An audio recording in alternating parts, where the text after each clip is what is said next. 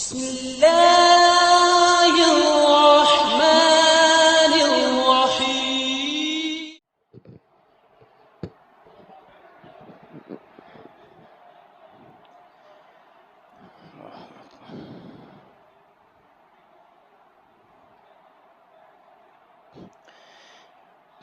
بسم الله الرحمن الرحيم. الحمد لله رب العالمين، والصلاة والسلام على أشرف الأنبياء والمرسلين، أما بعد.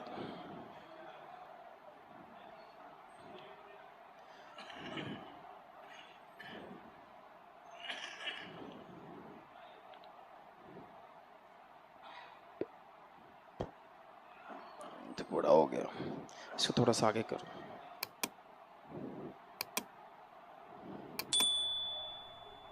کرتے چل بس ٹھیک ٹھیک.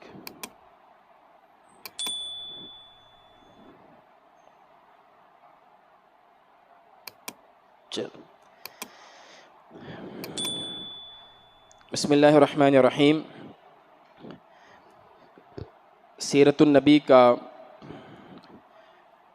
حضور اکرم صلی اللہ علیہ وآلہ وسلم کا بچپن کا دور ہم دیکھ رہے تھے.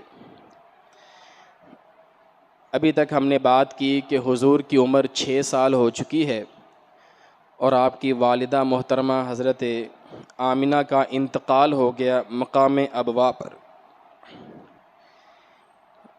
والدہ کے انتقال کے بعد نبی مکرم صلی اللہ علیہ وآلہ وسلم کی کفالت آپ کے دادا عبد المطلب کے حصے میں آ گئی، اور عبد المطلب نے آپ کی کفالت کا پورا حق ادا کیا.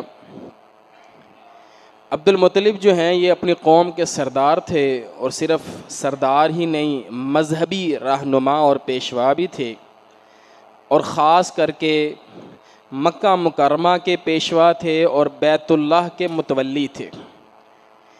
اس لیے ان کی جو مسند لگتی تھی وہ خانہ کعبہ کی دیوار کے ساتھ لگتی تھی. یہ میں نے آپ کو تصویر جیسے سامنے رکھی ہے، آپ بالکل اسی طرح سمجھ لیں کہ خانہ کعبہ کی چھاؤں میں وہ بیٹھتے تھے، اور ان کے سامنے لوگ آتے تھے، لوگ اپنے مسائل لے کر آتے تھے، یہ ان کے مسئلے حل کرتے تھے، فیصلے کرتے تھے، سردار تھے.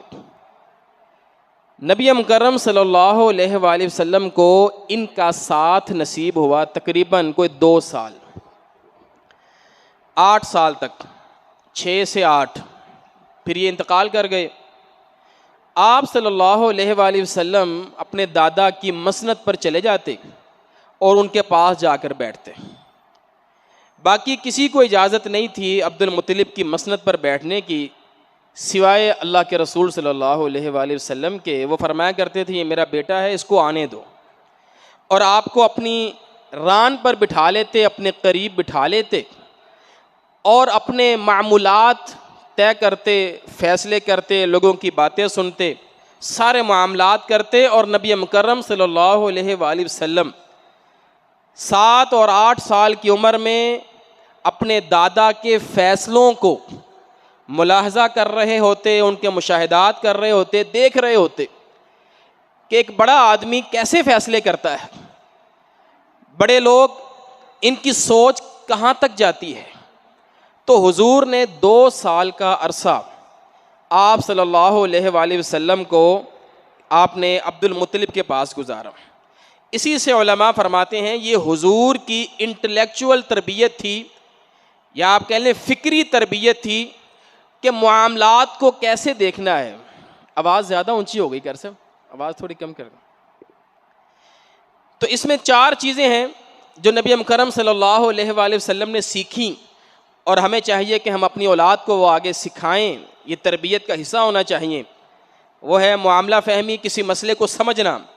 پہلے معاملے کو سمجھ تو لینا کہ اصل معاملہ ہے کیا، جسے ہم کہتے ہیں معاملہ فہمی. پھر جب معاملہ سمجھ آ گیا تو ذرا دور اندیشی کے ساتھ اس کو دیکھنا، دور بینی کے ساتھ معاملے کی گہرائی تک جانا کہ یہ مسئلہ یا یہ معاملہ ایسا کیوں ہوا ہے. صرف سطحی طور پر نہیں دیکھنا اس کو، معاملے کی گہرائی تک جانا. اور جب معاملے کی گہرائی چلے گئے، مسئلہ سمجھ آ گیا، تو پھر اس مسئلے کا حل نکالنا، پرابلم سولونگ اسے کہتے ہیں۔ یہ نہیں کہ انسان لوگوں کو ہی دیکھتا رہے اس مسئلے کا کیا حل ہے، اس مسئلے کا کیا حل ہے، اس کے اندر یہ اہلیت ہو، یہ صلاحیت ہو کہ یہ میں نے مسئلہ کیسے حل کرنا ہے، اس کو پرابلم سولونگ کہتے ہیں۔ اور چوتھی چیز کہ اس کے اندر یہ قوت ہو کہ وہ فیصلہ کر سکے، فیصلہ سازی کرنا۔ انسان سوچ تو لیتا ہے، سمجھ بھی لیتا ہے، لیکن بعض اوقات فیصلہ نہیں کر پا رہا ہوتا، اس کے سامنے 2-3 آپشن رکھے جاتے ہیں، اس کے اندر قوت نہیں ہوتی کہ وہ فیصلہ کرے۔ وہ کہتا ہے جی جیسے آپ کہہ دیں گے ویسے کر لیں گے۔ نبی مکرم صلی اللہ علیہ وآلہ وسلم نے اپنے دادا سے یہ ساری چیزیں سیکھی۔ صرف سطحیت پہ نہیں رہنا، چیزوں کو سرسری نہیں دیکھنا، چیزوں کی گہرائی پر جانا ہے، گہرائی میں اتر کر چیزوں کو سمجھنا ہے، پھر ان کا حل نکالنا ہے، اور پھر قوت فیصلہ آپ کے اندر ہونی چاہیے، آپ کو فیصلہ بھی کر سکیں اور پھر اس فیصلے کو نافذ بھی کروا سکیں۔ بعض اوقات ایسے ہوتا ہے انسان فیصلہ کرتا ہے، اگلے دن یو ٹرن لے لیتا ہے، اگلے دن فیصلہ واپس لے لیتا ہے، کہتا ہے غلط ہو گیا، صحیح فیصلہ نہیں ہوا۔ تو فیصلے سے پہلے کہ سارے معاملات درست ہونے چاہیے، پھر فیصلہ درست ہو اور پھر فیصلے کو نافذ کر سکے، ان ساری چیزوں کو کہتے ہیں حکمت۔ اس چیز کا نام ہے حکمت۔ تو سادہ الفاظ میں نبی مکرم صلی اللہ علیہ وآلہ وسلم نے اپنے دادا سے سیکھی حکمت، حکیمانہ صفات۔ حکیم کون ہوتا ہے؟ باتوں کو سمجھنے والا، معاملہ فہمی رکھنے والا، فیصلہ سازی کرنے والا، چیزوں کو گہرائی کے اندر سے دیکھنے والا۔ اور یہ چیزیں آتی ہیں بڑوں کے پاس بیٹھ کر، سیانوں کے پاس بیٹھ کر، حکماء کے پاس بیٹھ کر، جس کو عام طور پر ہمارے کہتے ہیں سیانے یا کہندے نے، وڈے یا کہہ کے گئے نے۔ تو بڑے بزرگ جن کا تجربہ ہوتا ہے، جن کی زندگیاں گزرتی ہیں 60 70 سال، جنہوں نے زندگیاں گزاری ہیں، جنہوں نے رشتے کیے ہیں، معاملات کیے ہیں، ان کے پاس بیٹھنا، ان سے سمجھنا، یہ اللہ کے رسول صلی اللہ علیہ وآلہ وسلم کو اللہ نے تربیت دی ہے، ٹریننگ دی ہے، اور ہمیں یہ سمجھایا ہے بڑے ہو تو بچوں کو اپنے ساتھ بٹھاؤ، بچے ہو تو بڑوں کے ساتھ بیٹھو۔ آج آپ اور میں دیکھتے ہیں کہ بچے بڑوں کے پاس نہیں بیٹھتے، دادا کے پاس، ماموں کے پاس، نانے کے پاس نہیں بیٹھتے، یا تو وہ اپنے ہم عمر کے پاس بیٹھتے ہیں یا موبائل پر لگے ہیں، گیمنگ پر لگے ہیں۔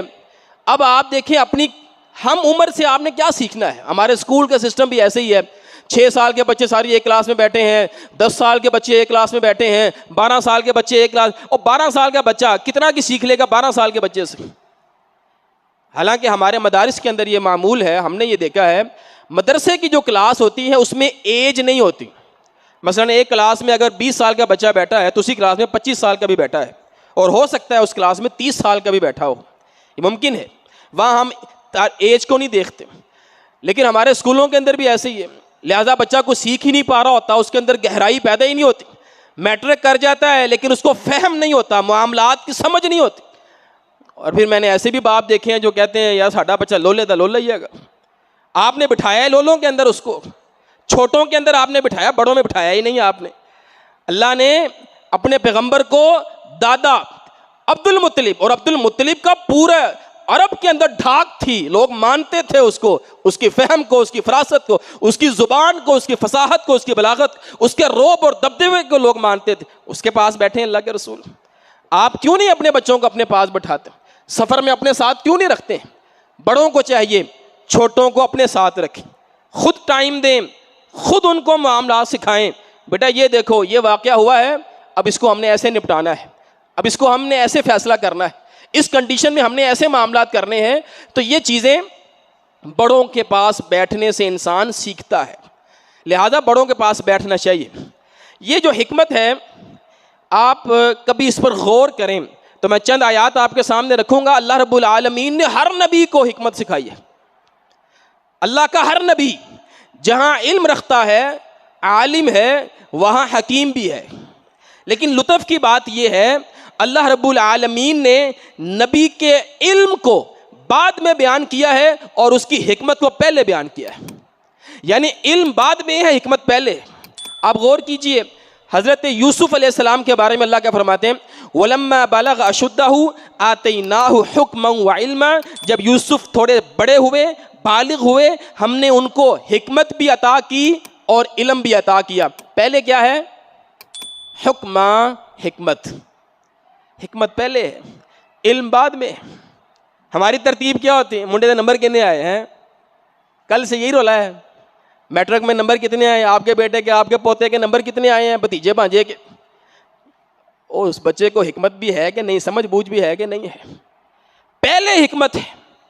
آتیناہ حکما و علما، جیسے ہی بچہ بالغ ہو جائے اس کو حکمت سکھانی ہے، بعد میں علم سکھانا ہے. علم حکمت کے بعد ہوتا ہے. اس علم کا جو استعمال ہے اس کے لیے حکمت کی ضرورت ہے. لوط علیہ السلام کے بارے میں اللہ فرماتے ہیں وَلُوطًا آتَيْنَاهُ حُكْمًا وَعِلْمًا، ہم نے لوط کو حکمت عطا کی اور علم عطا کیا. حضرت موسیٰ علیہ السلام کے بارے میں اللہ فرماتے ہیں وَلَمَّا بَلَغَ أَشُدَّهُ وَاسْتَوَىٰ آتَيْنَاهُ حُكْمًا وَعِلْمًا. موسیٰ جب بالغ ہوئے، بڑے ہوئے، تو ہم نے ان کو حکمت بھی عطا کی اور علم بھی عطا کیا. وَقَتَلَ دَاوُودُ جَالُوتَ، داؤد علیہ السلام نے جالوت کو قتل کیا. اللہ نے کہا وَآتَاهُ اللَّهُ الْمُلْكَ، ہم نے داؤد کو ملک عطا فرمایا، سلطنت عطا فرمائی، بادشاہت عطا فرمائی، والحکمہ، اور حکمت عطا فرمائی، وَعَلَّمَهُ مِمَّا يَشَاءُ، اور علم عطا فرمایا. علم سے پہلے حکمت ہے، پہلے حکمت سکھائی، بعد میں علم سکھایا. اس کے بعد سلیمان علیہ السلام کے بارے میں اللہ فرماتے ہیں فَفَهَّمْنَاهَا سُلَيْمَانَ، ہم نے سلیمان کو فہم عطا فرمایا. پھر کہا وَكُلًّا آتَيْنَا حُكْمًا وَعِلْمًا، ہم نے ہر نبی کو، سب کو حکمت عطا کی اور علم عطا کیا. اب دیکھیں کتنی آیات ہیں. علم بعد میں ہے، حکمت پہلے. وَلَمَّا جَاءَ عِيسَىٰ بِالْبَيِّنَاتِ، عیسیٰ علیہ السلام جب بینات لے کر آئے قَالَ قَدْ جِئْتُكُمْ بِالْحِكْمَةِ، عیسیٰ علیہ السلام کہتے ہیں میں تمہارے پاس آیا ہوں حکمت لے کر. عیسیٰ علیہ السلام کو بھی اللہ نے حکمت عطا فرمائی. تو ہر نبی کو اللہ تعالیٰ نے حکمت عطا فرمائی. نبیوں کے بعد جو ایک بڑا نام آتا ہے حکمت کے حوالے سے سورہ لقمان کے اندر وَلَقَدْ آتَيْنَا لُقْمَانَ الْحِكْمَةَ، اللہ فرماتے ہیں ہم نے لقمان کو حکمت عطا فرمائی. تو کتنی ضروری ہے حکمت، سمجھ بوجھ، فہم و فراست، معاملہ فہمی، فیصلہ سازی. نبی مکرم صلی اللہ علیہ وآلہ وسلم کے بارے میں فرمایا سارے نبی ان کو حکمت عطا کی گئی اور نبی مکرم کو معلم حکمت بنایا گیا، حکمت سکھانے والا بنایا گیا، حکمت کا استاد بنایا گیا. ان کے بارے میں یہ نہیں کہ ہم نے آپ کو حکمت دی، کیا فرمایا هو الذی بعث فی الامیین رسولا منہم یتلو علیہم آیاتہ ویزکیہم. حضور کے 4 کام بتائے، آپ اللہ کی آیات پڑھ کر سناتے ہیں، وَيُزَكِّيهِمْ تزکیہ کرتے ہیں، وَيُعَلِّمُهُمُ الْكِتَابَ وَالْحِكْمَةَ حضور کتاب کا علم دیتے ہیں اور حکمت سکھاتے ہیں. پہلے نبیوں کو حکمت دی گئی ہے، اللہ کے رسول کو حکمت کا استاد بنایا گیا ہے. اتنی اہم چیز ہے یہ حکمت. اور ہم صرف علم اور نمبر اور ڈگری ان کے اوپر سطحی جگہ پر ہم کھڑے ہوئے ہیں اور ہم اپنے بچوں کو حکمت کی طرف نہیں لے کر آتے. ایک بات ذہن میں رکھیے گا، علم علماء سے آتا ہے، قرات قاریوں سے آتی ہے، حفظ حفاظ سے آتا ہے، حکمت حکماء سے آتی ہے. ہو سکتا ہے عالم تو ہو، حکیم نہ ہو، ممکن ہے. اہل علم کا حکیم ہونا ضروری نہیں ہے. حکمت ایک الگ چیز، اور ہو سکتا ہے ایک بندہ حکیم ہو عالم نہ ہو. حضرت لقمان کے بارے میں آتا ہے ان سے کسی نے پوچھا آپ نے حکمت کہاں سے سیکھی؟ تو کہنے لگے بے وقوفوں سے. کہا وہ کیسے؟ بے وقوفوں سے آپ نے حکمت سیکھ لی؟ کہنے لگے میں بے وقوفوں کی بے وقوفی کو دیکھا کرتا تھا، آبزرو کرتا تھا، غور سے دیکھتا تھا ان کو، یہ کیا غلطی کر رہے ہیں، لوگ انہیں کیوں بے وقوف کہتے ہیں. کہتے ہیں میں غور کرتا گیا اور میں نے وہ غلطیاں نہیں کی، میں ان غلطیوں سے بچتا رہا، میں حکیم بن گیا، میں بے وقوفیوں سے بچا. یہ بھی حکمت ہے. آپ غلط کام نہ کریں، آپ غلط بول نہ بولیں. اور یہ حکمت جو نبیوں کو ملی ہے ضروری نہیں کہ صرف نبیوں تک ہی کافی ہے، نبیوں تک کی اللہ نے بند کر دی، نہیں، نبوت نبیوں تک بند ہو گئی ہے. لیکن حکمت کے بارے میں اللہ فرماتے ہیں یؤتی الحکمت من یشاء، اللہ جس کو چاہتے ہیں حکمت عطا فرماتے ہیں. آج بھی حکمت ملتی ہے. وَمَن يُؤْتَ الْحِكْمَةَ فَقَدْ أُوتِيَ خَيْرًا كَثِيرًا، جس کو حکمت دے دی گئی اسے بہت بڑی خیر مل گئی، جسے حکمت مل گئی اسے بہت بڑی خیر مل گئی. اس لیے حکمت کی تلاش میں رہنا چاہیے، حکمت اللہ سے مانگنی چاہیے. معاملہ فہمی، بہت ساری قرآن مجید میں مثالیں موجود ہیں، ہم ان کی طرف نہیں جا رہے، لیکن حکمت کی اہمیت کو سمجھیں۔ اللہ تعالیٰ نے اپنے پیغمبر کو خاص تربیت دلوائی ہے حکمت کے۔ حکمت کی تعریف کیا ہے؟ یہ فعل ما ينبغي على الوجه الذي ينبغي في الوقت الذي ينبغي، تین چیزیں آتی ہیں حکمت کے اندر: مناسب کام، مناسب طریقے سے، مناسب وقت پر کرنا، اسے حکمت کہتے ہیں۔ مناسب بات، مناسب طریقے سے، مناسب وقت پر کرنا، صحیح وقت پر کرنا، اسے حکمت کہتے ہیں۔ بعض اوقات بات صحیح ہوتی ہے، طریقہ ٹھیک نہیں ہوتا، لہجہ ٹھیک نہیں ہوتا۔ بعض اوقات لہجہ بھی ٹھیک ہے، طریقہ بھی ٹھیک ہے، اور بھائی وقت نہیں ہے۔ وہ کسی کی میت پڑی ہے اور تم اس کو جو ہے وہ سبق دے رہے ہو، شادی بیاہ کے موقع پر آپ ان کو جو ہے وہ درس دینے لگ گئے ہو، قبر کے اوپر، آخرت کے اوپر، طلاق کے موضوع پر۔ تو وقت، بات، طریقہ صحیح ہوگا تو اسی کو حکمت کہتے ہیں۔ حضرت نبی مکرم صلی اللہ علیہ وآلہ وسلم کی یہ حدیث ہے بخاری شریف میں، جس سے آپ کو حکمت کی اہمیت کا اندازہ ہوگا۔ حضور نے فرمایا لا حسد الا فی اثنتین، حسد جائز نہیں ہے سوائے دو چیزوں کے اندر۔ اور یہاں حسد سے معنی ہے رشک کرنا، اللہ سے یہ کہنا اللہ جو تو نے نعمت اس کو دی ہے، اللہ مجھے بھی عطا فرما یہ نعمت۔ یہ چیز، یہ تمنا، کسی کے پاس کوئی نعمت دیکھ کر یہ تمنا کرنا، فرمایا صرف دو ہی جگہ پر جائز ہے، تیسری جگہ پر جائز نہیں ہے۔ اب میرے علم میں نہیں ہے کہ کسی کی گاڑی کو دیکھ کر یہ دعا کرنا اللہ گاڑی مجھے بھی دے دے، کسی کی کوٹھی کو دیکھ کر یہ دعا کرنا اللہ ایسی کوٹھی مجھے بھی دے دے، اس کی کیا شرعی حیثیت ہے آپ علماء سے پوچھ سکتے ہیں۔ اس حدیث میں اللہ کے رسول نے کہا دو ہی چیزیں ایسی ہیں جن کو دیکھ کر تم یہ کہہ سکتے ہو اللہ تو نے اس کو عطا کیا ہے تو مجھے بھی عطا کر دے۔ پہلی چیز رجل آتاہ اللہ مالا، وہ شخص جس کو اللہ نے مال عطا کیا اور وہ اللہ کی راہ میں خرچ کرتا ہے، بے دریغ خرچ کرتا ہے، بغیر سوچے سمجھے خرچ کرتا ہے۔ اس کے ذہن میں یہ شوق پیدا ہوتا ہے اللہ جس طرح یہ مال خرچ کر رہا ہے اللہ مجھے بھی مال عطا فرما، میں بھی خرچ کروں۔ یہ نہیں کہ اللہ جی میں انہوں دکانہ ملیا مینوں بھی مل جان، جس طرح اس کو مال ملا مجھے بھی مل جائے، نہیں، مال نہیں۔ اللہ یہ جو خرچ کرنے کی توفیق ہے، خرچ کرنے کی نعمت ہے، یہ جو سخاوت تو نے اس کے اندر ڈال دی ہے، اللہ یہ مجھے بھی عطا فرما، میرے پاس ہو میں بھی خرچ کروں۔ حضور نے فرمایا بنی اسرائیل میں سے ایک شخص تھا، وہ گزر رہا تھا، دیکھا اس نے ایک پہاڑ، دل میں خیال آیا، اس نے کہا اللہ جی یہ پہاڑ سونے دا بن جاوے نا تو مینوں مل جاوے، اللہ میں تیری راہ خرچ کرتا، اللہ میں تیری راہ میں خرچ کر دوں۔ اللہ کے رسول نے فرمایا اللہ تعالیٰ نے سارا پہاڑ صدقہ اس کے نامہ اعمال میں لکھوا دیا، اس کی نیت پر۔ تو ہمیں یہ نیت کرنی چاہیے اللہ اس کو دیا ہے، یہ خرچ کرتا ہے میں بھی خرچ کروں گا۔ دوسری چیز وآخر آتاہ اللہ حکمہ، وہ شخص جس کو اللہ نے حکمت عطا فرمائی، فہو یقضی بہا، اور وہ اس حکمت کے ذریعے فیصلے کرتا ہے، فیصلہ سازی جیسے میں نے آپ کو کہا، حکمت کے ذریعے فیصلے کرتا ہے، وَيُعَلِّمُهَا، اور وہ اس حکمت کو سکھاتا ہے آگے۔ آپ اور میں ایسے شخص کو دیکھ کر یہ کہہ سکتے ہیں اللہ جس طرح تو نے اس کو حکمت عطا فرمائی ہے، فہم و فراست عطا کی ہے، فیصلہ سازی کی، اللہ ہمیں بھی عطا فرمائے۔ اس کے علاوہ اور کوئی چیز نہیں ہے۔ ایک حدیث میں حکمت کی جگہ قرآن کے الفاظ ہیں، اللہ تو نے قرآن جس کو عطا کیا وہ رات کو اس کا قیام کرتا ہے، تو ہمیں بھی قرآن عطا فرما، ہم بھی قیام کریں۔ تو یہ تین چیزیں ملتی ہیں۔ حضرت عبداللہ بن مسعود رضی اللہ تعالیٰ عنہ کا ایک قول ہے بڑا پیارا، فرماتی ہیں اللہ رب العالمین نے تین لوگوں کو بڑی فہم دی، بڑی فراست دی ہے۔ تین لوگ بڑے ہی اعلیٰ حکمت والے ہیں، فراست والے ہیں، ان کے فیصلے بڑے اچھے ہیں۔ سب سے پہلی چیز کا بنت صاحب مدین، وہ مدین کی دو عورتیں، دو لڑکیاں جن کے پاس موسیٰ علیہ السلام گئے تھے، انہوں نے پانی پلایا، وہ بچیاں گھر گئیں، انہوں نے اپنے ابا کو بتایا، ابا نے موسیٰ علیہ السلام کو بلایا۔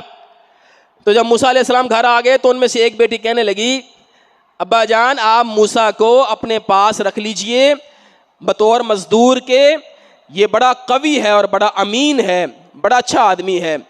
پہلی ملاقات ایک ملاقات تھی اس کی، کوئی زیادہ بات چیت نہیں ہوئی. تو حضرت عبداللہ بن مسعود کہتے ہیں اس عورت کی یہ فراست تھی، اس نے موسیٰ کے خصوصیات اور صفات اور کمالات کو پہچان لیا. اسے کہتے ہیں دور بینی، دور اندیشی. اور میں اگلی بات بتاؤں آپ کو، بیٹی نے یہ بات کی ہے ابا جان مزدور رکھ لیجئے اس کو. ابا جان کیا کہہ رہے ہیں؟ اگلے دن موسیٰ علیہ السلام کو پاس بلایا، کہا موسیٰ میرا دل کرتا ہے میں ان دونوں بیٹیوں میں سے ایک بیٹی کی تیرے ساتھ شادی کر دوں، اور حق مہر تیرا ہوگا 8 یا 10 سال کی مزدوری. تو جائے گا نہیں، تو ادھر مزدوری کرے گا میرے پاس، یہ مزدوری تیرا حق مہر ہوگا، میں اپنی ایک بیٹی کی تیرے ساتھ شادی کر دوں گا. موسیٰ علیہ السلام نے کہا ٹھیک ہے مجھے منظور ہے. علماء نے لکھا ابا جان نے کون سی بیٹی کی شادی کی تھی؟ اسی بیٹی کی جس نے مشورہ دیا تھا ابا جان موسیٰ کو اپنے گھر رکھ لیجئے، مزدوری پر رکھ لیجئے. علماء نے لکھا یہ باپ کی فراست تھی، وہ سمجھ گیا میری بیٹی موسیٰ میں دلچسپی رکھتی ہے. زیادہ لمبی چوڑی باتیں نہیں کی ہے، سمجھ گئے وہ. اتنا اشارہ کافی ہوتا ہے، پوری تفصیل سے تھوڑی بتانا ہوتا ہے. یہ اس باپ کی فراست تھی. اس نے کہا اب یہ بیٹی جو کہہ رہی نا موسیٰ کے بارے میں، اسی کی میں شادی کر دیتا ہوں موسیٰ کے ساتھ. اسے کہتے ہیں فراست، دور بینی. اور وہ رشتہ کون بنا؟ وہ پھر وہ وقت کا پیغمبر، وقت کا رسول بنا، اولو العزم من الرسل میں سے. اور وہ بیٹی ایک نبی اور رسول کی بیوی بنی بعد میں. الطیبات للطیبین، وہ بیٹی بھی پاکیزہ تھی، موسیٰ بھی پاک تھے. تو یہ رشتوں کے اندر، رشتوں میں دور بینی ہونا، فراست ہونا، یہ بڑی اہم چیز ہے. دوسرا حضرت عبداللہ بن مسعود کہتے ہیں وہ عزیز مصر جب غلاموں کی منڈی گیا، مصر کی غلام خریدنے کے لیے، لوگ مصر کا بھاؤ، یوسف کا بھاؤ لگا رہے ہیں، قیمت لگا رہے ہیں. عزیز مصر نے جیسے یوسف کو دیکھا فوراً خرید لیا. گھر آیا، اپنی بیوی سے کہا عسیٰ ان ینفعنا او نتخذہ ولدا، یہ بچہ ہمیں ضرور فائدہ دے گا. یہ کوئی عام بچہ نہیں ہے. مصر کا یوسف کا انتخاب کرنا بچپن میں، ابھی تو وہ نبی نہیں بنے، نبی تو بعد میں بننا انہوں نے. اور تیسری چیز حضرت عبداللہ بن مسعود کہتے ہیں ابو بکر صدیق کی فراست پر قربان جاؤں، جس نے آخری وقت میں عمر جیسے شخص کو خلیفہ نامزد کر دیا. کہتے ہیں لوگوں کو سمجھ نہیں آ رہی تھی، لوگ کہہ رہے تھے عمر اس کے ہاتھ سے تو لاٹھی نیچے نہیں آتی، یہ تو غصے کے اندر آتا ہے، پتہ ہی نہیں لگتا کبھی کسی کو مارتا ہے، اس کا تو غصہ ہی بڑا ہے، جلال ہی بڑا ہے. کیا کہا ابو بکر نے؟ نہیں نہیں نہیں نہیں، جب اس کے کندھے پر وزن آئے گا خلافت کا یہ ٹھیک ہو جائے گا. پھر لوگوں نے دیکھا کیسی عمر رضی اللہ تعالیٰ عنہ نے خلافت کر کے دکھائی. عبداللہ بن مسعود کہتے ہیں ابو بکر کی فراست پر قربان جاؤں، یہ 3 لوگ سب سے زیادہ نبیوں کے علاوہ یہ بڑے با حکمت تھے اور بڑی فراست والے تھے. بچوں کے حوالے سے اللہ تعالیٰ نے قرآن مجید میں سورۃ النساء کی آیت نمبر 6 احکام تو یتیموں کے چل رہے ہیں، لیکن ظاہری بات ہے وہ عام بچوں کے لیے بھی ہیں. فرمایا اگر تمہارے گھر میں یتیم ہیں اور تم ان کی کفالت کر رہے ہو، ان کی پرورش کر رہے ہو، وَابْتَلُوا الْيَتَامَى حَتَّى إِذَا بَلَغُوا النِّكَاحَ، یتیم تب تک یتیم رہتا ہے جب تک وہ بالغ نہ ہو جائے. جب وہ بالغ ہو گیا اب وہ یتیم نہیں رہا، اب اس کا مال، اس کا جو اس کی وراثت ہے وہ اس کو دے دی جائے گی. لیکن ایک شرط اللہ نے لگائی ہے، کہا جب تک وہ بالغ نہیں نہ ہو جاتا، بچپن سے بلوغت تک کا جو سفر ہے، لڑکپن، بلوغت، اس میں نہ تم اس کو آزماتے رہو. وَابْتَلُوا، تم اس کو آزماتے رہو، تم اس کو چھوٹے چھوٹے کام دیتے رہو، ٹریننگ اس کی کرتے رہو. فَإِنْ آنَسْتُم مِّنْهُمْ رُشْدًا، پھر اگر تم اس کے اندر رشد کو محسوس کرو، رشد، فَادْفَعُوا إِلَيْهِمْ أَمْوَالَهُمْ، تب تم اس کا مال اس کے سپرد کر دو. لیکن جب تک اس کو رشد نہ آ جائے تم نے اس کو مال نہیں دینا، وہ برباد کر دے گا. یہ رشد کیا ہے؟ عبدالسلام بھٹوی رحمہ اللہ اپنی تفسیر میں لکھتے ہیں رشد مراد عقلی اور دینی صلاحیت ہے. کہ ایک بچہ بالغ تو ہو گیا ہے، بلوغت ایک الگ چیز ہے، کیا وہ اتنا اہل ہو گیا ہے کہ وہ پیسے کو، انویسٹمنٹ کو، کاروبار کو سنبھال سکے؟ عقلی اعتبار سے اور دینی اعتبار سے. خالی عقل نہیں. ہم سمجھتے ہیں ایک بندے کو ہم نے 10 لاکھ کا کاروبار کروایا, 5 لاکھ رہ گیا, خسارہ ہو گیا. اس سے بڑا خسارہ یہ ہے کہ اس کے مال کے اندر حرام شامل ہو گیا. یہ بڑا خسارہ ہے. حضور نے فرمایا کسی لباس کے اندر 10 درہم کا لباس ہے, 1 درہم حرام کا شامل ہو گیا, سارا 10 درہم حرام ہو گیا اس کا. سب سے بڑا خسارہ ہمارے لیے یہ ہے, امت کے ایک مومن کے لیے یہ ہے کہ اس کے مال کے اندر حرام شامل ہو جائے. تو دینی اعتبار سے بھی اور عقلی اعتبار سے بھی اس کا شعور اتنا بلند ہو جائے کہ اسے حلال حرام کی بھی سمجھ ہو اور اس کو مارکیٹ اور بازار کے معاملات کا بھی فہم ہو. اللہ نے کہا یتیموں کو تم نے ٹرین کرنا ہے اس نہج پر, تو اپنے بچوں کو تو بلولا ٹرین کرنا ہے, ان کو بھی تیار کرنا ہے عقلی اور دینی اعتبار سے. دین کو بھی سمجھتے ہوں, معاشرے کو بھی سمجھتے ہوں, اور اس پر محنت کرنی ہے. وہ بتالو بار بار ان کو ٹریننگ دینی ہے, ان کو معاملہ فہمی, ان کو سمجھانا ہے بیٹا یہ تجارت ایسے ہوتی ہے, معاملات ایسے ہوتے ہیں, شادی بیاہ کے معاملات, لین دین کے معاملات, خاندان کے معاملات ایسے ہوتے ہیں. سمجھانا ہے ان کو. جیسے ہی آپ کا بیٹا بالغ ہو اس کو رشد بھی مل جائے, اس کو حکمت کا بھی کچھ حصہ مل جائے. تو یہ چند باتیں حکمت کے حوالے سے میں نے آپ نے سامنے رکھی ہیں. عبد المطلب کی کفالت میں رہ کر اللہ کے رسول صلی اللہ علیہ وآلہ وسلم نے حکمت سیکھی ہے, اور ہمیں یہ تعلیم دی گئی ہے کہ ہم اپنے بچوں کو حکمت سکھائیں, معاملہ فہمی سکھائیں. اس کے بعد ہم دیکھتے ہیں کہ عبد المطلب کی وفات ہوتی ہے. حضور کی عمر 8 سال ہے. یہ حضور کے لیے بہت بڑا صدمہ ہے. حضور کے دوسرے والد, گویا جو آپ کے والد کی طرح تھے, وہ فوت ہو گئے اور آپ آ گئے ابو طالب کی کفالت میں. ابو طالب جو ہیں یہ کمزور ہیں, غریب ہیں, زیادہ امیر نہیں ہیں, اور ان کا کاروبار ہے عطر کا. یہ عطر فروش تھے. نبی مکرم صلی اللہ علیہ وآلہ وسلم جب ان کی کفالت میں آئے تو بچپن سے ہی نا اللہ کے رسول صلی اللہ علیہ وآلہ وسلم کے اندر ایک اور کیفیت, احساس ذمہ داری اللہ رب العالمین نے پیدا کر دیا. حضور کیا کرتے ہیں, حضور نے دیکھا میرے چچا کمزور ہیں, وہ اپنے بچوں کا بوجھ اٹھاتے ہیں اور میرا بھی بوجھ اٹھا رہے ہیں. حضور نے چھوٹی عمر میں ہی 9-10 سال کی عمر میں اپنے چچا کا ہاتھ بٹانے کے لیے گلہ بانی کا کام شروع کر دیا, یعنی کہ چرواہے کا کام. حضور بکریاں چرایا کرتے تھے. نبی مکرم صلی اللہ علیہ وسلم نے ایک دفعہ فرمایا ما بعث اللہ نبیا الا رعى الغنم, کوئی نبی ایسا نہیں ہے جس نے بکریاں نہ چرائی ہوں. یعنی حالات مختلف ہو سکتے ہیں نبیوں کے, ایک چیز سب نبیوں میں مشترک ہے, ایک چیز, اور وہ ہے بکریاں چرانا. سب نے بکریاں چرائی.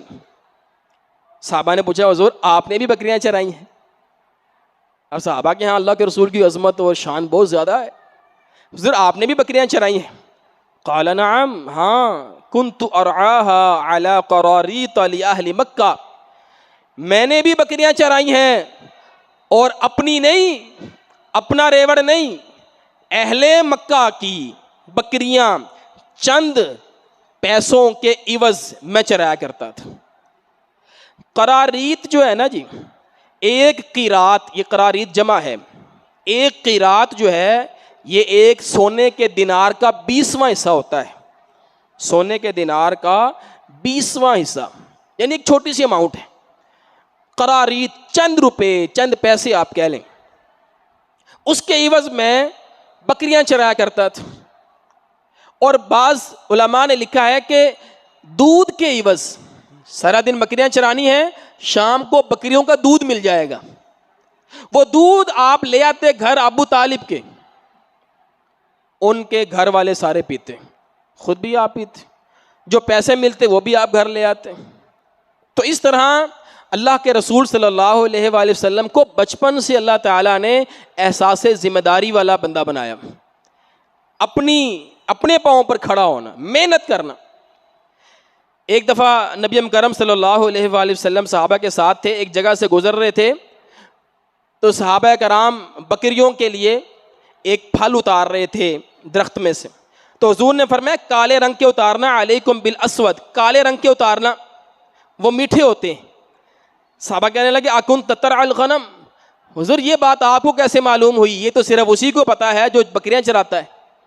آپ نے بکریاں چرائی ہیں؟ قال نعم، ہاں میں نے بکریاں چرائی ہیں. وَهَلْ مِن نَبِيٍّ إِلَّا رَعَىٰ، کوئی نبی ایسا نہیں جس نے بکریاں نہ چرائی، میں نے بھی بکریاں چرائی ہیں. اب یہ معاملہ دیکھیں، حضور 9-10 سال کی عمر میں بکریاں چرا رہے ہیں، اور شوق نہیں ہے، یہ نہیں کہ شوقیہ طور پر چرا رہے ہیں. لیکن نا شوق ہوتا ہے بچوں کو، بچے بکریاں پال لیتے ہیں. شوق نہیں ہے، ذمہ داری ہے. پیسہ کما رہے ہیں اللہ کے رسول صلی اللہ علیہ وسلم. اس کے اندر کیا حکمتیں ہیں اور کیا سیکھنے کی چیزیں ہیں؟ اور صرف اللہ کے رسول ہی نہیں، باقی نبیوں نے بھی بکریاں چرائی ہیں. حضرت موسیٰ نے 10 سال مدین کے اندر بکریاں چرائی ہیں. پہلی چیز علماء بیان کرتے ہیں، بکریاں چرانے والا جو چرواہا ہوتا ہے نا، اس کے اندر صبر کی صفت پیدا ہو جاتی ہے. وہ صبح سے لے کر شام تک بکریاں چراتا ہے. بکریاں جو ہوتی ہیں نا وہ ایک دم سے نہیں چرتی، یعنی کہ ایک ہی وقت میں سارا نہیں چر لیتی. وہ چرتی رہتی ہیں، تھوڑا سا ادھر سے، تھوڑا سا ادھر سے، تھوڑا سا ادھر سے، تھوڑا سا ادھر سے، شام تک ان کو چرنا ہوتا ہے. تو یہ چرواہا کہے نا جلدی کر لو جلدی کر لو، 1 گھنٹہ تھوڑے کو لگا بس اب واپس جانا، تو بکریاں نہیں چر سکتی. بکریاں صبح سے لے کر شام تک چرتی ہیں. اب چرواہے کو تحمل اور صبر کے ساتھ انتظار کرنا ہے، جب یہ چر لیں گی تب میں چلا جاؤں گا. یہ فطرتی طور پر اس کے اندر یہ وصف پیدا ہو جاتا ہے، صبر کرنے والا، تحمل کرنے والا. تو یہ صبر کی کیفیت پیدا ہوئی. اسی طرح تواضع، بکریاں چرانے والا شخص غرور متکبر نہیں ہوتا، مغرور نہیں ہوتا. اس کے اندر تواضع ہوتی ہے، انکساری ہوتی ہے، عاجزی ہوتی. اسی لیے صحابہ پوچھتے ہیں اللہ کے رسول آپ نے بھی بکریاں چرائی ہیں؟ یہ تو چھوٹے لوگوں کا کام ہے، چھوٹے لوگ یہ کام کرتے ہیں چرواہا. آپ نے بھی کیا ہے؟ ہاں میں نے بھی کیا ہے. آپ اور میں، ہمیں کوئی بندہ کہہ دے تو نہیں بھائی میں اپنے بچے کو کام کروا لوں. ہم تو استاد کی خدمت پر بھی آبجیکشن لگا دیتے ہیں، استاد کی خدمت بھی نہیں کرنی. نیا ٹرینڈ چل گیا ہے نا، اب پڑھن واسطے بھیجیا جی، خدمت واسطے تھوڑی بھیجیا. ان استادوں کی خدمت کرے گا، پاؤں دبائے گا استاد کے، کام کرے گا ان کے. اب تو یہ ٹرینڈ چل گیا ہے. ہارون الرشید نے اپنا بیٹا ایک استاد کے پاس بھیجا پڑھنے کے لیے. ہارون الرشید وقت کا خلیفہ ہے، بیٹا اس کا شہزادہ ہے. پڑھنے کے لیے بھیجا تو ایک دفعہ ہارون الرشید آیا اپنے بیٹے کا پتہ کرنے کے لیے، تو دیکھا استاد محترم وضو فرما رہے ہیں اور بیٹا جو ہے وہ لوٹا لے کر ہاتھ میں وضو کروا رہا ہے. استاد جی پاؤں دھو رہے ہیں، اپنے ہاتھ سے، ایک ہاتھ سے پاؤں صاف کر رہے ہیں، دھو رہے ہیں. تو ہارون الرشید کو غصہ آیا. استاد کو مخاطب کیا کہا یہ کیا دیکھ رہا ہوں میں؟ کہا کیا ہوا؟ کہا میں نے آپ کے پاس صرف پڑھنے کے لیے نہیں بھیجا تھا، ادب سیکھنے کے لیے بھی بھیجا تھا. کہا کیا کمی رہ گئی ہم سے ادب سیکھنے میں؟ بچہ وضو کروا رہا ہے، پانی پاؤں پر بہا رہا ہے. تو کہنے لگے یہ ایک ہاتھ سے پانی بہا رہا ہے، اس کا دوسرا ہاتھ خالی ہے، اسے چاہیے کہ یہ آپ کے پاؤں کو صاف کرے دوسرے ہاتھ سے. یہ ادب ہے. اور یہ شہزادہ ہے، ہارون الرشید کا بیٹا ہے. آپ کہہ رہے ہیں آپ نے ادب نہیں سکھایا، آپ نے ادب نہیں سکھایا. میں حلفاً کہتا ہوتا ہوں، میں اپنے طلباء کو بھی کہتا ہوں کہ میں نے ادب اپنے استاد سے سیکھا، قاری عبد الرحمن شاہد صاحب جامعہ ثنائیہ سے. انہوں نے ہمیں ادب سکھایا ہے. جوتا اٹھانا استاد کا انہوں نے سکھایا. آج تک کبھی شرم نہیں ہے جوتا اٹھانے میں. اپنے والد کا بھی اٹھاتے ہیں، بڑوں کا بھی اٹھاتے ہیں، اساتذہ کا بھی اٹھاتے ہیں، علماء کا بھی اٹھاتے ہیں، کبھی شرم نہیں آئی. اب استادوں کو اٹھاتے ہیں تو استادوں کو شرم آتی ہے، کہتے یار چھاڑ دو، تجھے کیوں اٹھا رہے ہو، ہمارا جوتا نہ اٹھائیں ہمارا. تو میں نے ادب ان سے سیکھا. تو یہ جو چیز ہے نا تواضع، یہ بچوں کے اندر پیدا کرنا چاہیے. اساتذہ کے ساتھ عاجزی، انکساری کے ساتھ. آج استاد کی خدمت کریں گے، کل آپ کی خدمت کریں گے. اگر استاد کے پاؤں نہیں نہ دبائے تو بھول جائیں گے کہ بچہ آپ کے بھی پاؤں دبائے. اگر آپ نے کبھی مالش کروانی ہو نا سر کی، بہترین مالش آپ کا مدرسے کا طالب علم کرے گا. اس نے ٹریننگ لی ہے، اس کو سکھایا گیا ہے، اس نے استادوں کے سروں کو مالش کی ہے تیل لگا لگا کر، اس کو پتہ ہے کیسے مالش کرتے ہیں. اب میں بھی پچھلے دنوں نا میں ایک سیر پر گیا ہوا تھا، ٹور پر. تو وہاں اسلام آباد کی یونیورسٹی کے ایک ٹیچر تھے, پی ایچ ڈی تھے, پروفیسر صاحب تھے. وہ نا اپنے ساتھ ایک طالب علم لے کر آئے تھے, یونیورسٹی کا ہی طالب علم تھا, بڑی عمر کا تھا, کوارا تھا ویسے لڑکا. وہ اس کو اپنے ساتھ لے کر آئے تھے وہ شاگرد کو. تو اب ہائکنگ وغیرہ کر کر کے نا وہ ذرا تھک گئے. جو استاد صاحب تھے زیادہ بڑے نہیں تھے, 50 کے قریب ہی تھے, 45-50. کہنے لگے یار کوئی دبان والا ہوئے. اور میں کہا استاد جی تسی شاگرد لے کے آئے ہو نال. وہ کہندا ہے کہڑی یار میری گل سندا ہے. میں کہا جی تسی جے مدرسے دا لے کے آئے ہوندے نا تواڈے پورے جسم نو دباندا. کہندے تو بالکل ٹھیک کہہ رہے ہیں. میری تائید کی فوراً کہ تو بالکل ٹھیک کہہ رہا ہے. ہوندا مدرسے دا طالب علم تو استاد کہے میں تھک گیا, میرا جسم درد کر رہا ہے, میرے پاؤں درد کر رہے ہیں. اللہ کے بندے, طلباء میں ہم نے یہ بھی وصف دیکھا ہے, اگر استاد کھڑا ہے نا تو طالب علم بیٹھتا نہیں تھا کہ میرے استاد کھڑے ہیں, ان کو پہلے ان کو بٹھاؤں بعد میں بیٹھوں. یہ تو ہمارے لیے گستاخی ہو جائے گی کہ استاد ہی کھڑے ہیں اور ہم کرسیوں میں بیٹھے ہیں. ہم بیٹھے ہوئے ہیں اپنی, یہ میں تعظیم کی بات نہیں کر رہا, ان کو بٹھانا مقصود ہوتا ہے, ان کی راحت مقصود ہوتی. امام شافعی رحمہ اللہ جیل میں چلے گئے, شاگرد بھی ساتھ چلا گیا. ہوتا یہ تھا ایف آئی آر استاد پر ہوتی تھی, شاگرد کہتے تھے مینوں نال لے جاؤ. او بھائی تیرے تے ایف آئی آر ہی کوئی نہیں, تینوں کو نال لے کے جائیں. جی میں خدمت کروں گا اپنے استاد کی. یہ جیل میں کیسے رہیں گے؟ ان کے وضو کا اہتمام, ان کے پانی کا اہتمام, ان کے نماز کا اہتمام, ان کے سارے کھانے کا اہتمام میں کروں گا. شاگرد ایسے ہی جایا کرتے تھے.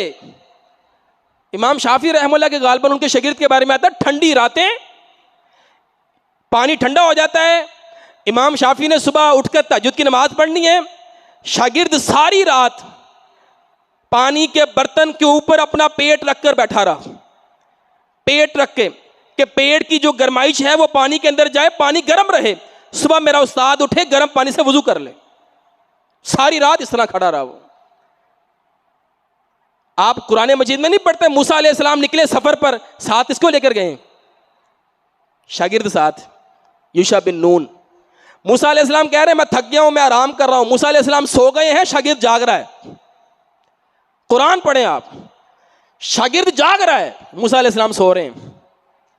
یہ انبیاء کا طریقہ, یہ صحابہ کرام کا طریقہ. اور اس طریقے سے اگر آپ اوائڈ کریں گے, اپنے بچوں کو خدمت سے روکیں گے, استاد کو کہیں گے ان کو کام نہیں کروانا, ان کو صرف ان پڑھائی کروانی ہے, تو واللہ وہ صرف پڑھے گا, نہ اس کو حکمت آئے گی, نہ اس کو ادب آئے گا. حضرت علی رضی اللہ تعالیٰ عنہ فرمایا گا ادبوہم, اپنی اولادوں کو ادب سکھاؤ, وعلموہم, اس کے بعد کہتے تھے علم سکھاؤ.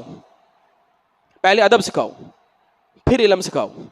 ہم جس دور میں رہ رہے ہیں نا, سارا زور علم علم, پڑھائی پڑھائی پڑھائی, تو خالی پڑھائی کچھ نہیں ہوتی. پھر آپ دیکھتے ہیں پڑھائی والا او بیٹھا ہوتا انگلینڈ دے وچ, تے بابا جی ماشاءاللہ رمضان مشی کے اندر نماز پڑھنے کے لیے آتے ہوتے ہیں کانپتے ہوئے. تو میں کئی دفعہ پوچھتا ہوں, کہتے ہیں جی ان کا بیٹا تو باہر ہوتا ہے,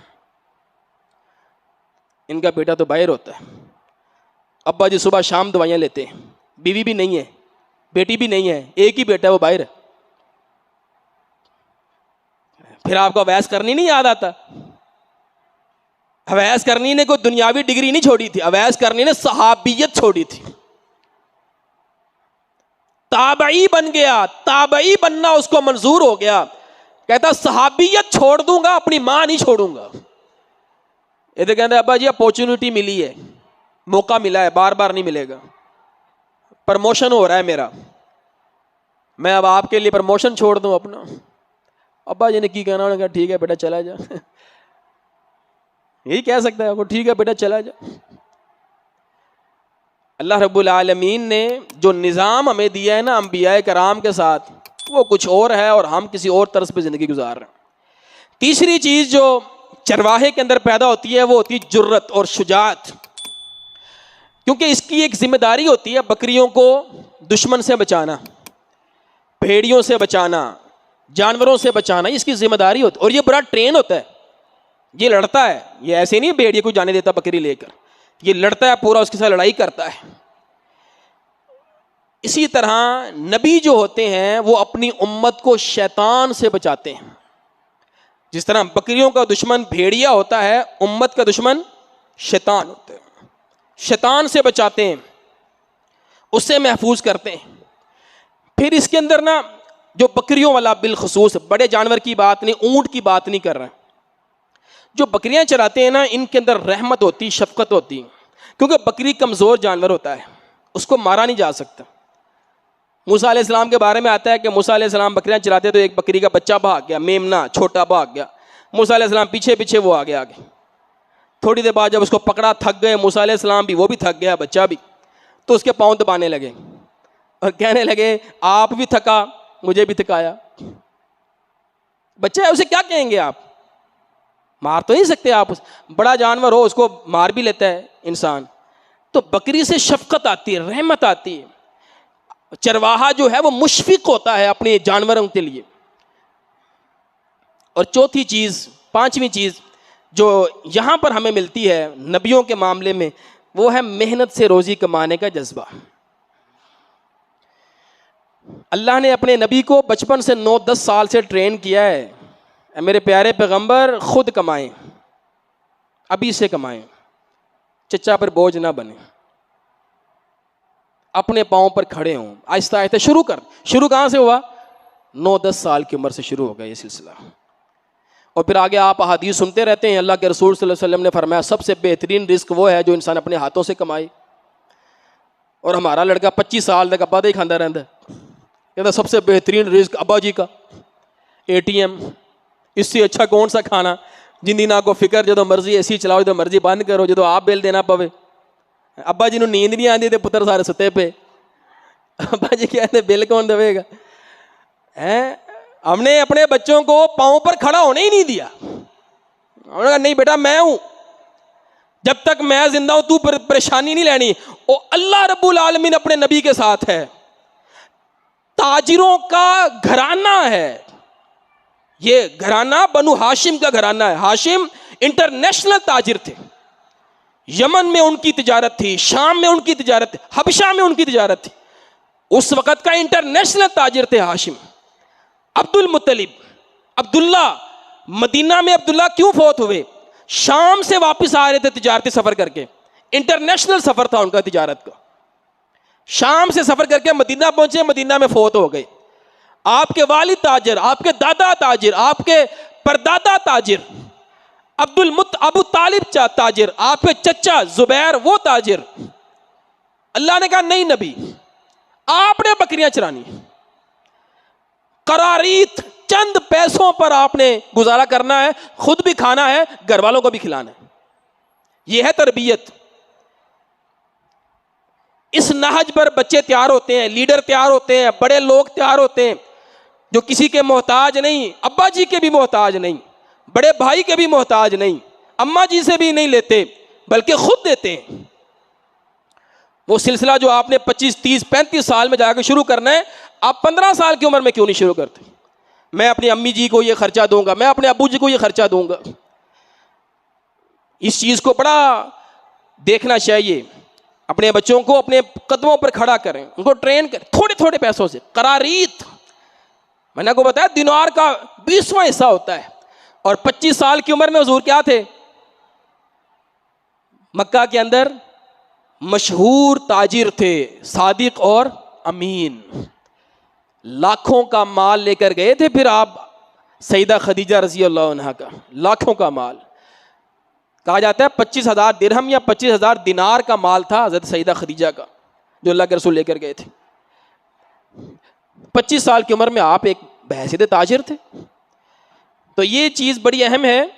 اور یہ اللہ کے رسول صلی اللہ علیہ وآلہ وسلم کی ذات کے اندر یہ بات ایسی فٹ آئی کہ وہ واقعہ آپ لوگوں نے سن رکھا۔ ایک شخص اللہ کے رسول کے پاس ہے مانگنے کے لیے، حضور نے کہا تیرے پاس کچھ ہے؟ وہ کہتا حضور ایک چادر ہے وہ پہن لیتا ہوں اور ایک پیالہ ہے پینے کے لیے۔ آپ نے فرمایا دونوں چیزیں لے کر آ گھر سے، وہ دونوں لے کر آیا، حضور نے پکڑی۔ اللہ کے رسول نے مسجد میں کہا کوئی ہے جو ان چیزوں کو خریدے؟ ایک صحابی نے کہا حضور میں 1 درہم دیتا ہوں۔ آپ نے کہا نہیں کوئی اور 2 یا 3 درہم دے۔ اب دیکھیں حضور تجارت کر رہے ہیں، بیچ رہے ہیں وہ چیز۔ آپ نے کہا 2 یا 3 درہم کوئی ہو دینے والا؟ ایک صحابی کھڑے، حضور میں 2 درہم دیتا ہوں۔ اللہ کے رسول نے وہ ان کو دیے، 2 درہم لیے۔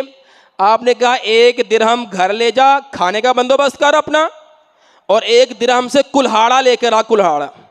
وہ گیا بازار سے کلہاڑا لے کر آیا, دستی اللہ کے رسول نے خود لگایا, اس کو دستہ جو ہے وہ خود لگایا اللہ کے رسول اپنی طرف سے, اور اسے کہا 15 دن کے لیے غائب ہو جا یہاں سے. مدینہ نظر نہ آئی تھے, 15 دن کے لیے نکل جا, لکڑی کاٹ, محنت کر, لکڑی کاٹ کر لا, مدینہ کے بازار میں بیچ, پھر مجھے ملی. آیا پھر اللہ کے رسول کے پاس اور آ کر کہنے لگا اللہ کے رسول تب میں مانگنے کے لیے آیا ہوں, اب اللہ کا شکر ہے میں دینے والا بن گیا ہوں. حضور نے وہاں پر یہ الفاظ کہے ہذا خیر لک من ان تجیء المسألہ, اللہ کی قسم یہ تیرے لیے بہتر ہے اس سے جو تو اس دن مجھ سے مانگنے کے لیے آیا تھا, یہ تیرے لیے بہتر ہے. تو یہ صرف یہ تھوڑی کہ اس کے لیے یہ کرنا ہے, اپنی اولادوں کو بھی کرو, ان کو بیٹا چھوٹا موٹا کام کرو, 2-3 ہزار 4 ہزار یہ جو تمہاری پاکٹ منی ہے جو میں دے رہا ہوں خود سے تیار کرو, کوشش کرو. دنیا کی محبت نہیں ڈالنی یہ بھی بات ذہن میں رکھے, اے نا 10 سال 15 سال کا منڈا ہو دنیا کی محبت لے کے بیٹھا, پیسہ ہی پیسہ ہر چیز نہیں, یہ بڑی اہم چیز ہے. اس کو اس کی ذریعہ معاش ہو لیکن مال کی محبت نہ ہو اس کے دل کے اندر. اس چیز کو اب آپ نے بیلنس کرنا ہے, نہیں تو پھر کمائی دے پیچھے بھی ایسا پے گا پھر تانوں بھی سائڈ تے کر دے گا, میں ہن اپنا کمان لگ گیا. نہیں, مال کی محبت نہ ہو, پیسہ اس کی جیب میں ہو دل میں نہ ہو, جیب میں ہو دل میں نہ ہو, اس پر آپ لوگوں نے محنت کرنی ہے. یہ ہمیں سبق ملتا ہے یہاں سے. پھر نبی کرم صلی اللہ علیہ وسلم 12 سال کے تھے. حضرت ابو طالب جو ہیں وہ سفر پر جا رہے ہیں شام کے, یہ انٹرنیشنل سفر ہے, عرب سے شام باہر ہے, شام عرب میں شامل نہیں ہے, عرب سے باہر جا رہے ہیں آپ. تو اللہ کے رسول نے ضد کی, کہا آپ مجھے بھی ساتھ لے جائیں. عمر حضور کی 12 سال, اور یہ سفر کوئی سیر نہیں ہے, یہ تجارتی سفر ہے, بزنس ٹور جسے کہا جاتا ہے. کوئی مال خریدنا ہے, کوئی مال بیچنا ہے.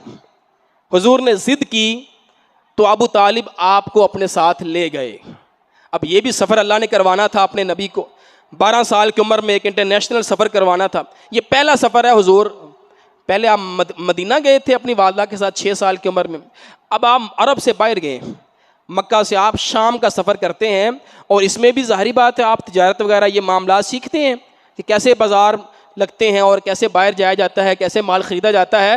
یاد رکھیے عمر اللہ کے رسول کی 12 سال ہے. اب اس سفر کے اندر جو ہے وہ بڑا ایک اہم واقعہ ہوتا ہے. یہ آپ کے سامنے نقشہ ہے, اس کو اگر آپ دیکھیں, یہ مکہ ہے اور یہ بصرہ شام ہے, ٹھیک ہے. اس شام میں اللہ کے رسول نے جانا ہے, یہ والا روٹ ہے, یہ والا سفر, یہاں تک آپ نے جانا ہے. اور یہاں پر ایک بصرہ شہر آتا ہے. یہ جب بصرہ شہر آیا تو یہاں پر ایک راہب تھا, اس کی خانقاہ تھی.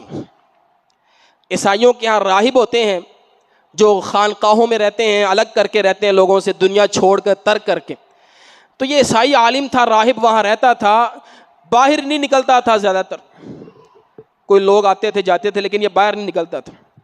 جب اس نے دیکھا نا اللہ کے رسول صلی اللہ علیہ وآلہ وسلم کا یہ قافلہ آ رہا ہے اور لوگ یہاں سے ہو کر گزرتے تھے, تو یہ اپنی خانقاہ سے باہر آیا. یہ معمول کے خلاف بات تھی, یہ پہلے باہر نہیں آتا تھا, یہ باہر آیا. اور یہ کیوں آیا؟ اس نے محسوس کیا, اس نے دیکھا کہ جو درخت ہیں وہ جھک رہے ہیں اللہ کے رسول صلی اللہ علیہ وآلہ وسلم کی جانب. یہ دیکھ کر یہ باہر نکلا.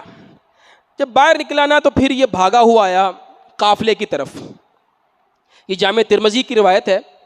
قافلے کی طرف بھاگا ہوا آیا اور آتے ہی کیا کیا اس نے, فَأَخَذَ بِيَدِ رسول اللہ صلی اللہ علیہ وسلم, اللہ کے رسول کا ہاتھ پکڑ لیا. حضور کی عمر کتنی ہے؟ 12 سال. فقال, اور کہتا ہے اونچی آواز سے, ہذا سید العالمین, یہ تمام جہانوں کا سردار ہے. ہذا رسول رب العالمین, یہ رب العالمین کا رسول ہے. یبعثہ اللہ رحمۃ للعالمین, اللہ اس کو رحمۃ للعالمین بنا کر بھیجے گا, اللہ اسے مبعوث فرمائے گا. جب اس نے یہ کہا نا تو اب لوگ بڑے حیران ہوئے, یہ راہب یہ پہلے کبھی نکلتا نہیں ہے, کیونکہ یہ کون سا ان کا پہلا سفر تھا, یہ تو یہاں سے گزرتے رہتے تھے, پہلے کبھی یہ راہب آیا نہیں باہر, بحیرہ اس کا نام ہے, اور آج تو کہاں سے آ گیا؟ ما علمک, تجھے کیسے پتہ لگا, یہ تو باتیں کر رہا ہے. کہتا ہے حین اشرفتم من العقبہ، جب تم اس گھاٹی سے داخل ہوئے ہو، لم یبق شجر ولا حجر الا خر ساجدا، کوئی درخت ایسا نہیں تھا، کوئی پتھر ایسا نہیں تھا جو سجدے میں نہ گرا ہو. ولا یسجدان الا لنبی، اور یہ پتھر اور پہاڑ اور یہ درخت جو ہے یہ صرف نبی کو سجدہ کرتے ہیں، نبی کی طرف جھکتے ہیں. وَإِنِّي أَعْرِفُهُ بِخَاتَمِ النُّبُوَّةِ، اور میں اس کو ختم نبوت کی مہر سے، میں اس کو نبوت کی مہر سے جانتا ہوں. دیکھو اس کے کندھے کے نیچے، اسفل من عظروف کتفہ، اس کے کندھے کے نیچے یہ مہر نبوت ہے. مثل تفاحہ، تفاحہ سیب کو کہتے ہیں، سیب کی طرح. یہ دیکھو اس کے پیچھے مہر نبوت ہے، میں اس سے اس کو پہچانتا ہوں. یہ ساری بات ہوئی. اس نے کہا تم لوگوں نے کل میرے پاس کھانا کھانا ہے. پہلے کبھی پوچھتا نہیں کسی کو، چلا گیا اپنے کھانے کا انتظام کیا، بندوبست کیا. سارے لوگ آ گئے. انہوں نے اللہ کے رسول کو اونٹوں کے پاس، سامان کے پاس کھڑا کر دیا کہ آپ ادھر ہی رہیں. آپ نے کہا کہ آپ چھوٹے ہیں، جیسے بچوں کو ہم کرتے ہیں. اب سارے لوگ آ گئے، راہب ڈھونڈ رہے ہیں اللہ کے رسول کو، بچہ کدھر ہے. اس نے کہا بھائی وہ بچہ کدھر ہے کل والا؟ کہا اس کو تو ہم اونٹوں کے پاس کھڑا کر رہے ہیں. کہتا اس کے لیے تو دعوت کی ہے، بلا کے لاؤ اس کو. بھیجا گیا، اللہ کے رسول کو بلایا گیا. جیسے ہی وہ آیا نا، اللہ کے رسول آئے وہاں سے اس طرف سے، تو اس نے کہا وہ دیکھو، انظروا الی فیء الشجرہ، دیکھو درخت اس کی طرف جھک رہے ہیں، دیکھو جھک رہے ہیں درخت اس کی طرف. اس نے لوگوں کو دکھایا. وہ درخت کا جھکنے کا مطلب یہ ہے، درخت جھک جھک کر سایہ کر رہے تھے اللہ کے رسول کے اوپر کہ ان کو دھوپ نہ لگے. بدلی سایہ کر رہی تھی اللہ کے رسول کو. تو یہ ان کو منظر دکھاتا ہے سارا. پھر کھڑا ہو کے کہتا ہے اس شخص کو، اس بچے کو روم نہ لے کر جاؤ. شام کا جو علاقہ ہے یہ رومیوں کا علاقہ ہے، یہاں رومن امپائر ہے. اس کو روم نہ لے کر جاؤ. فإن الروم، بے شک روم والے جو ہیں اگر انہوں نے اس کو دیکھ لیا، عرفوہ بالصفہ، وہ اس کو پہچان جائیں گے صفات سے، وہ اس کو پہچان جائیں گے. فَيَقْتُلُونَهُ، وہ اس کو قتل کرنے کی کوشش کریں گے. قتل نہیں کر پائیں گے، کوشش کریں گے، اقدام قتل کریں، نقصان پہنچا دیں گے. نبی نے قتل تو ہونا نہیں ہے، جس کو اللہ نے نبی بنانا ہے وہ قتل تو ہو ہی نہیں سکتا. ابھی اس نے نبی بننا ہے تو، لیکن یہ نقصان ضرور پہنچائیں گے. اس کو روم نہ لے کر جاؤ. ابھی یہ بات کر رہا ہے کہ پیچھے سے 7 گھوڑ سوار آئے روم سے، اقبلوا من الروم، 7 گھوڑ سوار فوجی روم سے آ گئے.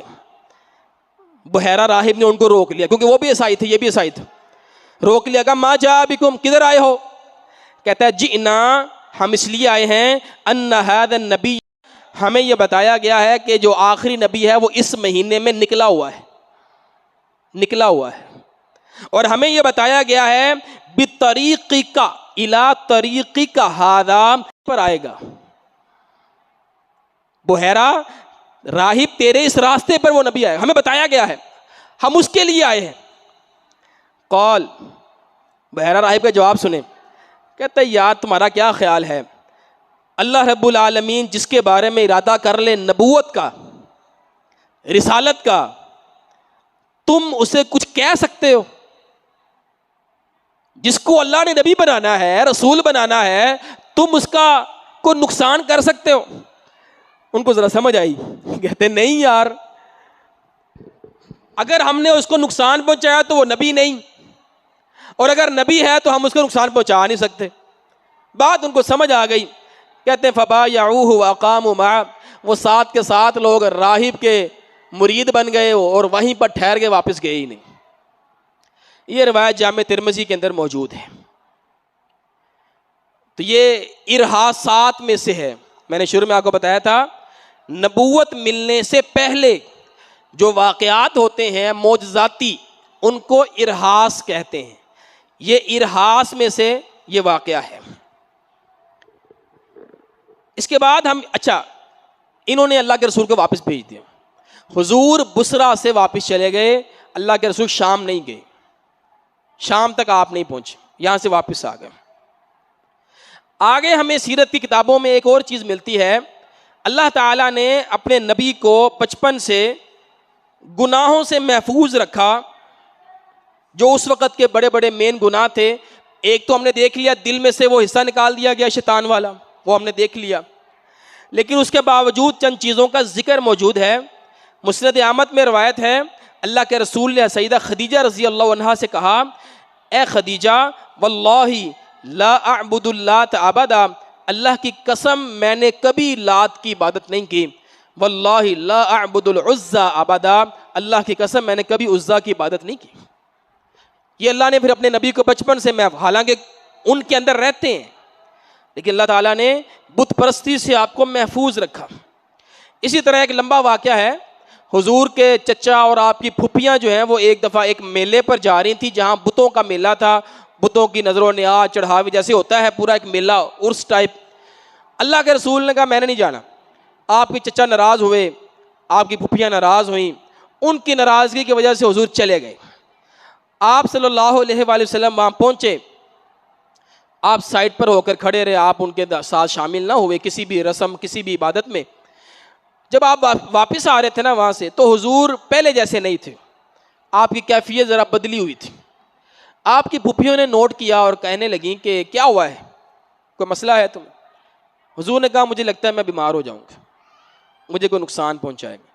پھپھیاں آگے سے کہنے لگیں نہیں نہیں، شیطان تمہیں کوئی نقصان نہیں پہنچائے گا، تمہیں کچھ نہیں ہوئے گا۔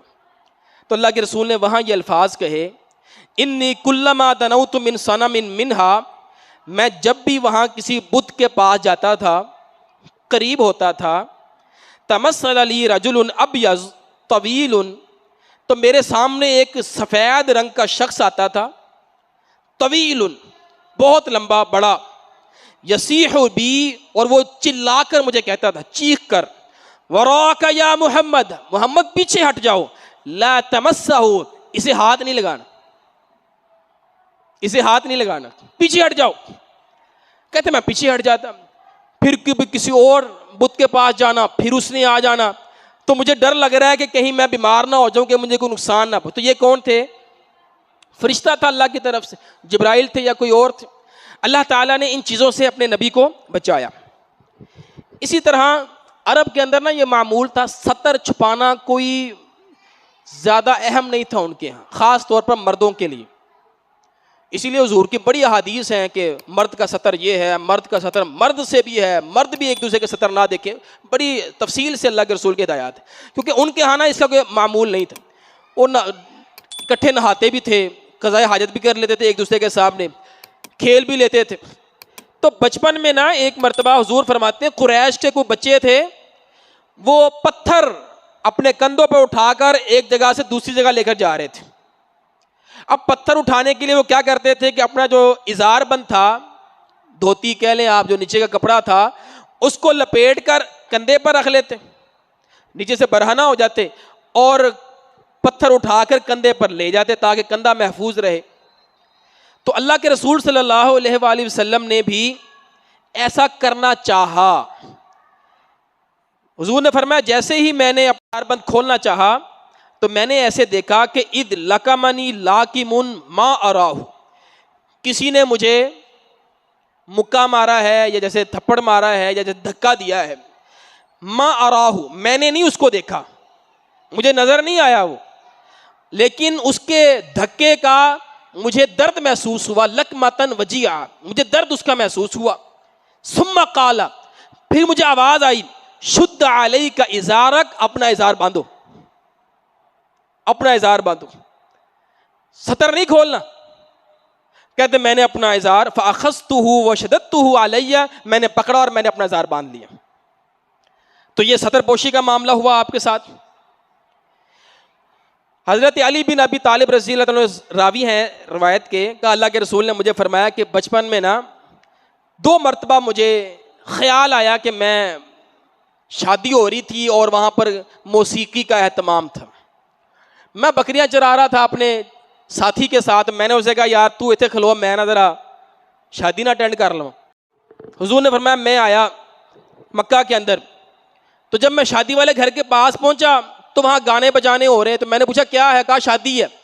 کہا میں بھی بیٹھ گیا سننے کے لیے، گانے سننے کے لیے۔ تو تھوڑی دیر یعنی اسی وقت ہی اللہ نے میرے کان بند کر دیے اور مجھے نیند آ گئی اور میں سو گیا. کہتے پھر میری آنکھ کھلی جب سورج طلوع ہو چکا تھا. میرا دل کیا پھر میں, یہ آپ کا نفس تھا, جو ایک نفس تو ہوتا ہے نا اندر, شیطان والے معاملات نہیں ہیں. کہتے میں پھر گیا اور پھر اللہ محفوظ رکھا. اب یہ 3 چیزیں میں نے بالخصوص آپ کے سامنے رکھی ہیں. بت پرستی, اپنی اولاد کو محفوظ رکھیں.